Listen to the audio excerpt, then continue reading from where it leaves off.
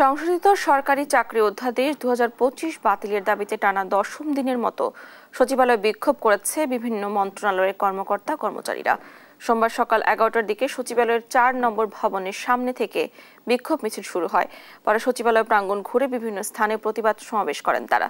সোমবার তথ্য ও সম্প্রচার মন্ত্রণালয়ের উপদেষ্টা মোহাম্মদ মাহফুজ আলম এবং স্থানীয় সরকার উপদেষ্টা আসিফ মাহমুদ সজীব ভুঁইয়ার কাছে অধ্যাদেশ বাতিলের দাবিতে স্মারকলিপি দেওয়া হয়। 4 ধরনের শৃঙ্খলা ভঙ্গের অপরাধের জন্য বিভাগীয় মামলা ছাড়াই শুধু কারণ দর্শানোর নোটিশ দিয়ে চাকরিচ্যুত করা যাবে এমন বিধান রেখে 25 মে সরকারি চাকরি অধ্যাদেশ 2025 জারি করে সরকার।